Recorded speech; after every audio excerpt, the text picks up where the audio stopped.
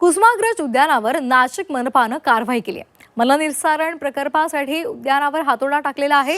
कुसुमाग्रजांच्या जयंतीच्या पूर्वसंध्येला ही तोडफोड केली आहे। नाशिक महापालिकेचा हा उफराटा कारभार हा समोर आलेला आहे आणि त्यामुळे संताप व्यक्त केला जातोय।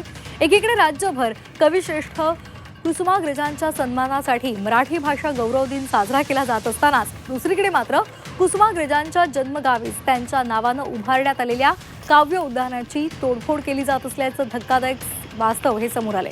विशेष म्हणजे ही मोडतोड दुसरं तिसरं कुणी नाही तर नाशिक महापालिकेने केलेलं आहे।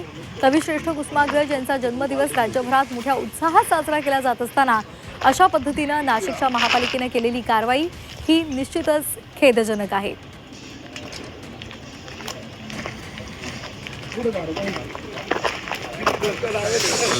नाशिकमधलं जे काव्य उद्यान होतं त्या बाबतीत बऱ्याचशा गैरसमज पसरला आहे लोकांमध्ये आणि काही लोक म्हणतात की ते उद्यान तोडलं जातं, तर ते उद्यान तोडलं नाही जाते। आता जर आपण जाऊन बघणार तर एक 7 ते 8 दिवसात आम्ही ते उद्यान लोकांसाठी परत खुलं करतो आहे, नवीन रिन्युएट करून।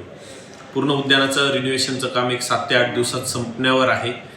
तिथे खाली एक आपला SSPचा एक प्लांट येत होता जो गोदावरी काठाचा उद्यानाचा बुडीत भाग आहे, ज्या ठिकाणी नेहमी पाणी जात असतं आणि त्यामुळे बऱ्यापैकी उद्यानाचं नासधूस होत असते, खराब होत असतं।